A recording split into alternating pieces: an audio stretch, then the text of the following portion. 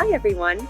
My name is Joyce Zhang Gray. I'm the CEO and founder of Alariss Global, and I'm so excited to be here for Google Founders Fridays. Alariss Global is a global expansion platform that helps companies all over the world hire go-to-market talent as they launch in a new country, because we believe in the mantra, think global, but act local. The topic today is going to be on recruiting and retaining talent in international markets. But before I go into the topic, I'll give you a little bit of an overview of myself. So, as I mentioned, I founded Alariss Global, but before Alariss, as a founder, I drew a lot of inspiration from my own experiences working and living all around the world with diverse organizations and diverse tech companies. I've launched, advised, or invested in tech companies across Asia, Latin America, and Africa.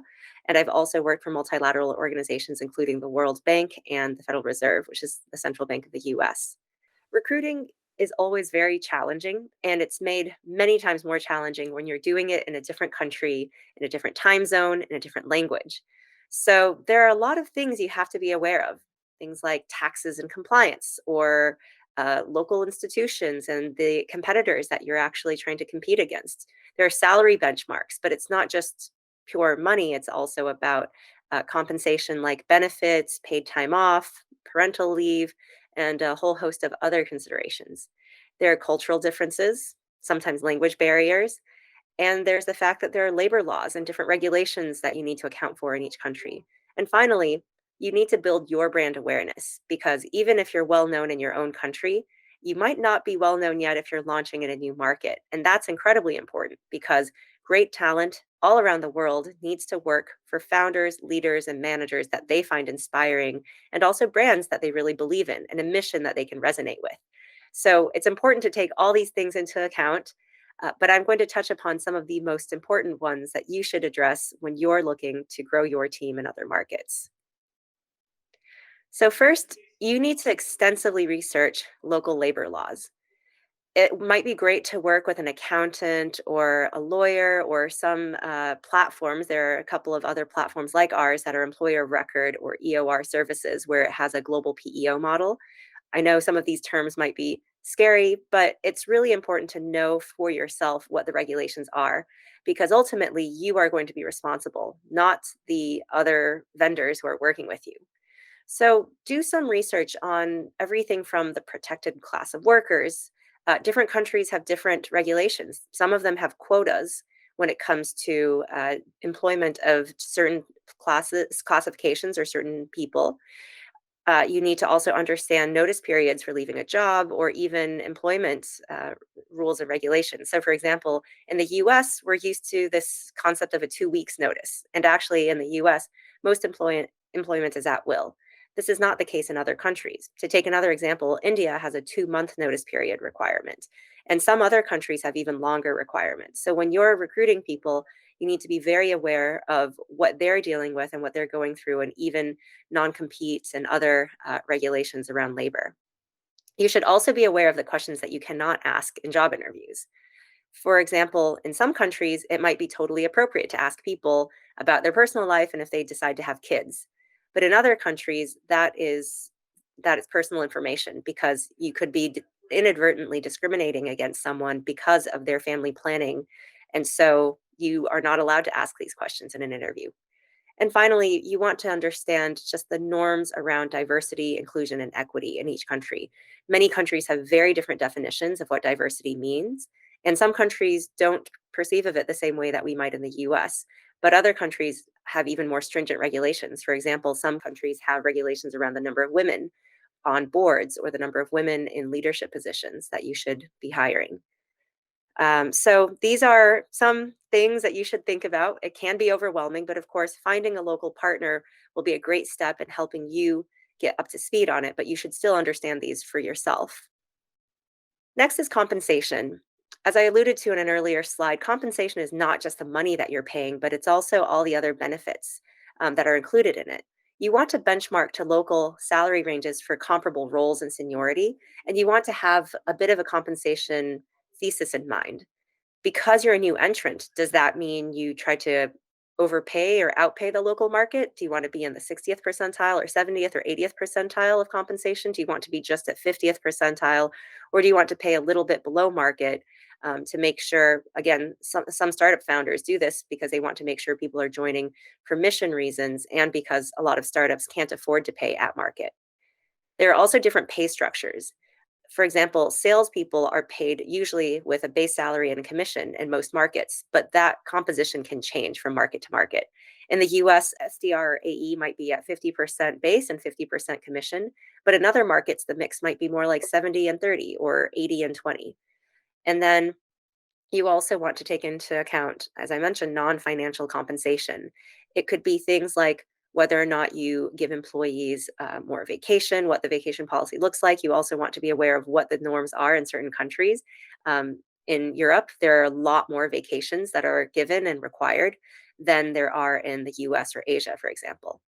And then finally, you want to make sure to set promotion expectations. What metrics, what KPIs look like, and what it'll look like for their career progression as they hit those.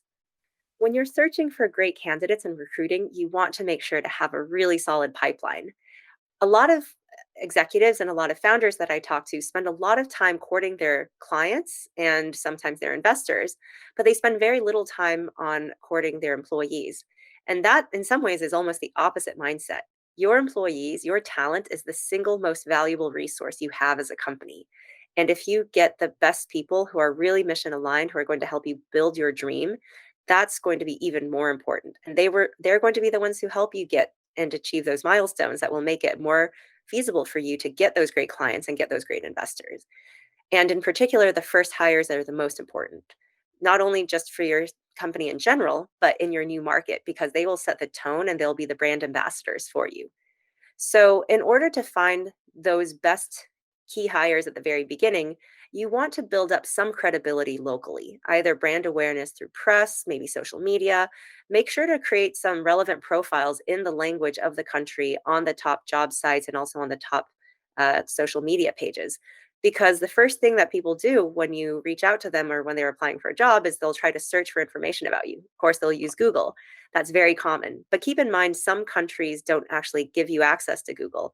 This is particularly in certain markets like China, where search results in Google won't yield the same results. So you might want to also be aware of local search engines and local job boards in the language that's relevant to those searching. So, the other way as well, in addition to building up your brand through your own organic marketing efforts, is to make sure that you can work with a local talent partner. Sometimes these talent partners can be recruiters, talent acquisition specialists, executive search firms, they can be consultants, but they might have access to talent pools that you don't have access to. But it's good for you to do your own homework and research so you know what good looks like. And when you get presented with great candidates, you can run an efficient process. And finally, you can also get referrals through trusted sources like internal employees are a really great reference point for referrals, especially if they have friends or family in the country that you're going to, and partner with local universities and other top talent networks, and understand which universities there are the ones that produce the relevant talent for you. So, this is a way to fill the pipeline. You want to, as much as possible, run a very fair, transparent, and consistent process when you're interviewing candidates and make sure that you have enough in your pipeline so you can evaluate holistically and understand who you want to build and how you want to build the team and who you want to hire. Remember, you need to sell the opportunity as well. Regardless of what culture or country, you are competing against incumbents, local players, and other international companies that are also trying to grow and expand. You want to know what matters most to your employees and how to get them to join to build your dream and your vision. As a founder, this is especially tough because startups are already uh, there's a lot of tumult, there's a lot of risk inherent in startups. And again, you don't have as much of a brand or as much of a team. So you need to really sell and be involved as a founder in every step, in the final steps in particular of this recruiting process. Remember that your employees might be motivated by different things, and you want to localize your pitch for your audience. What resonates with an American employee might not resonate with someone in Colombia and might not resonate with someone in Singapore. But overall, regardless of culture, regardless of country, people want to feel respected and valued. And you can show that to them through some combination of, again, really fair compensation, a great management, a great roadmap for their professional development, and a great product, team, and mission that they can get on board with. Continue to collect feedback. Again, different countries might have different norms around feedback. So you might want to find ways either directly through yourself, through a third party, or through anonymous sources, perhaps, just to make sure your employees continue to be happy and engaged even after they join you. And finally, just be very open minded and view this as just as important, if not even more important, than when you're pitching your clients and your investors. Bring that charisma, bring that energy, make it really exciting, and really sell the vision of your company. And finally, around team culture and onboarding, it's an ongoing process to build great team culture and great teams around the world. Your team culture will probably be a mix of what you have as an HQ in San Francisco or New York or Tel Aviv, wherever you're launching from, as well as the market that you're localizing to. And there are certain things that might seem consistent with what you see in your home country, but other things that are a blend of the local culture and what makes the most sense. So be open minded to that. Empower your team and make sure the local team really gives you feedback and lets you know what's driving them and what makes the most sense for their context. Be flexible because there are always going to be market uncertainties and there are going to be things that come up that you might not account for. And think of this as a learning opportunity. It seldom works out if you try to impose your culture and your team values from one country to theirs, but it's great to work together with your local team to really build together and to make them feel entrusted and empowered.